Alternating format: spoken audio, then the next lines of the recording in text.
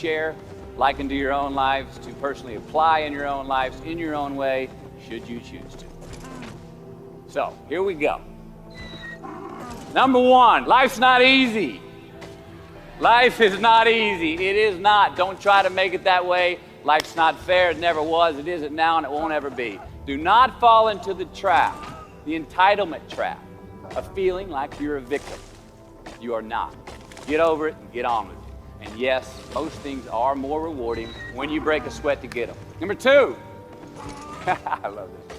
Unbelievable is the stupidest word in the dictionary. Should never come out of our mouths. Think about it. To say, oh wow, what an unbelievable play. It was an unbelievable book, an unbelievable film, an unbelievable act of courage. Really? It may be spectacular, it may be phenomenal, most excellent or outstanding, but unbelievable? Give others and yourself more credit. It just happened. You witnessed it. You just did it. Believe it. What about the other side of unbelievable? You know, that side when we humans underperform or act out of our best character. For instance, man flies a suicide jet into the World Trade Center. Millions die from diseases every day that we have cures for. Bob the Builder swears that he's going to have your house built by Thanksgiving, and you can't move in until Christmas the next year. Our best friends lie to us, and we lie to ourselves all the time. Unbelievable? I don't think so. Again, it just happens, and it happens every day. Nothing that we Homo sapien earthlings do is unbelievable. And if there's one thing you can depend on people being, it's people. So we shouldn't be surprised. We, us, are the trickiest mammals walking the planet. I'm not worried about the monkeys. I'm worried about you and me. So acknowledge the acts of greatness as real, and do not be naive about mankind's capacity for evil, nor be in denial of our own shortcomings.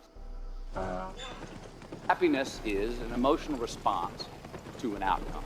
If I win, I will be happy. If I don't, I won't. It's an if-then, cause and effect, quid pro quo standard that we cannot sustain because we immediately raise it every time we attain it. You see, happiness demands a certain outcome. It is result reliant. And I say, if happiness is what you're after, then you're going to be let down frequently, and you're going to be unhappy much of your time. Joy, though. Joy is a different thing. It's something else. Joy is not a choice. It's not a response to some result. It's a constant. Joy is the feeling that we have from doing what we are fashioned to do, no matter the outcome. Now, personally, as an actor, I started enjoying my work and literally being more happy when I stopped trying to make the daily labor a means to a certain end. For example, I need this film to be a box office success. You know, I need my performance to be acknowledged. I need the respect of my peers. All those are reasonable aspirations, but the truth is, as soon as the work, the daily making of the movie, the doing of the deed became the reward in itself for me, I got more box office, more accolades and respect than I ever had before. See, joy is always in process. It's under construction. It is in constant approach, alive and well in the doing of what we're fashioned to do and enjoying. Number 4, define success for yourself. Define success for yourself. Now check this out. I'm in south of New Orleans a few years ago, and I went to a voodoo shop. And they had this wooden partition against the wall with these columns. And in these columns were all these vials of these magic potions, right? And the headings above each potion defining what they would give you were things like fertility, health, family, legal health, energy, forgiveness, money. Guess which column was empty? Money. Let's admit it. Money's king today. It's what makes the world go round. It is success. The more we have, the more successful we are, right? Yes. Now I would argue that our cultural values have even been financialized. Humility is not in vogue anymore. It's too passive. To get rich quick on the internet, rich is 15 minutes of fame world that we live in, and we see it every day. But we all want to succeed, right? So the question that we got to ask ourselves is what success is to us, what success is to you. Is it more money? That's fine. I got nothing against money. I don't. Maybe it's a healthy family. Maybe it's a happy marriage. Maybe it's to help others, to be famous, to be spiritually sound, to leave the world a little bit better place than you found it. Continue to ask yourself that question. Now, your answer may change over time, and that's fine. But do yourself this favor.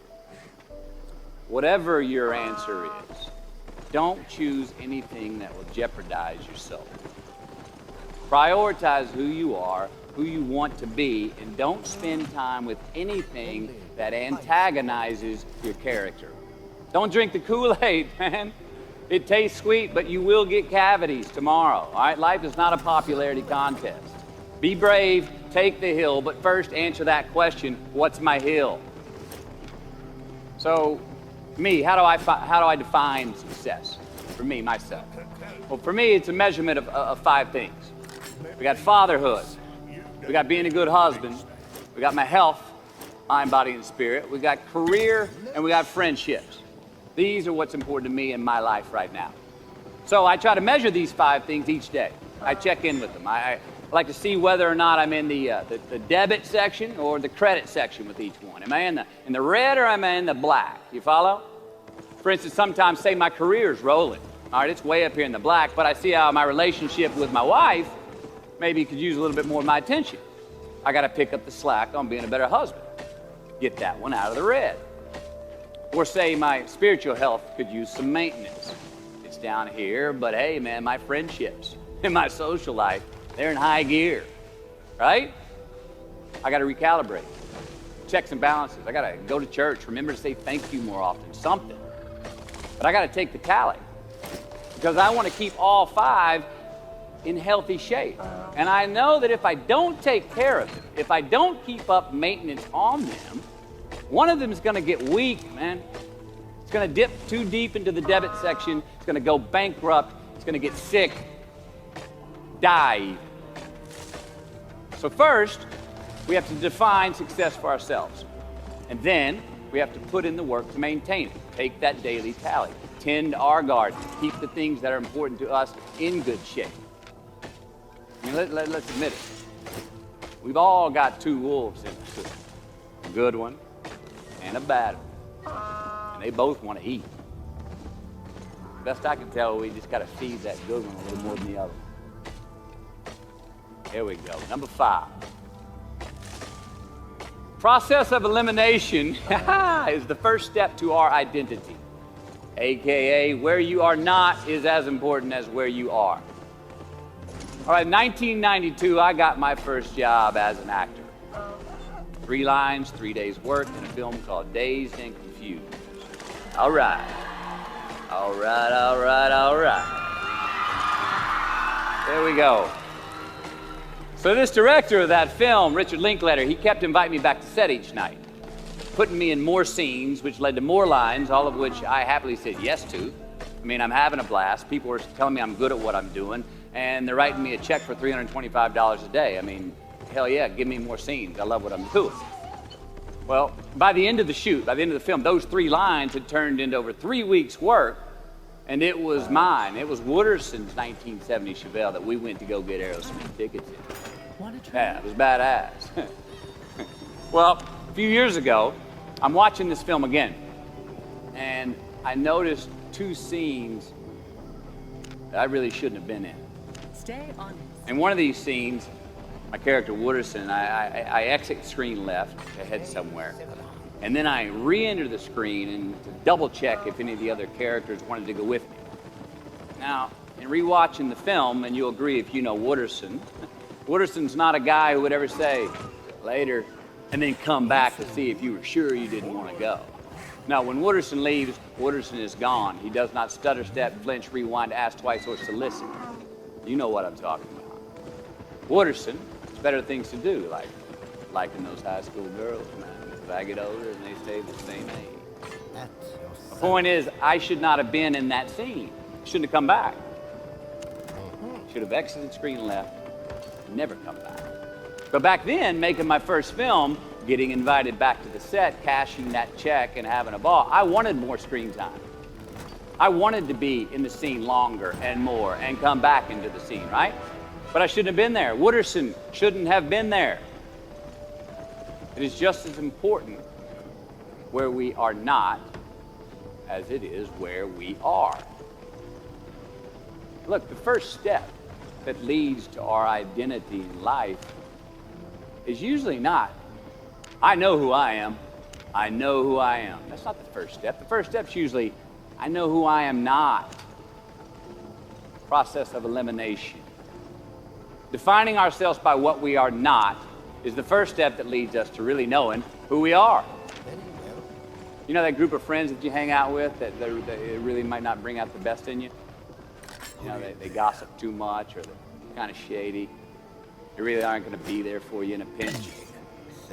Or how about that bar that we keep going to that we always seem to have the worst hangover from? Or that computer screen, right? That computer screen that keeps giving us an excuse not to get out of the house and engage with the world and get some real human interaction. Or how about that food that we keep eating? Stuff that tastes so good going down, it makes us feel like crap the next week.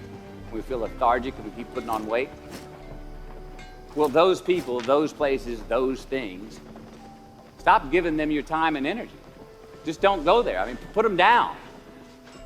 And when you do this, when you do put it down, when you quit going there, when you quit giving them your time, you inadvertently find yourself spending more time and in more places that are healthy for you, that bring you more joy. Why? Because you just eliminated the who's, the where's, the what's, and the when's that were keeping you from your identity.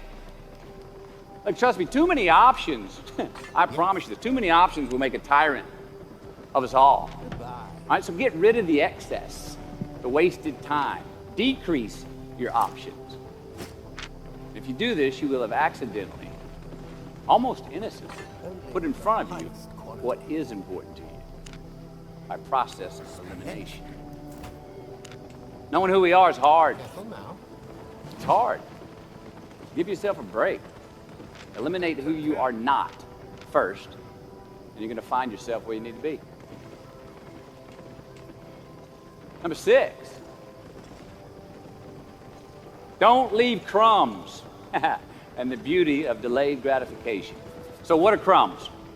Well, the crumbs I'm talking about are the choices that we make that make us have to look over our shoulder in the future. You didn't pay that guy back the money that you owed him, and tonight you just saw him 3 rows behind you. Shit.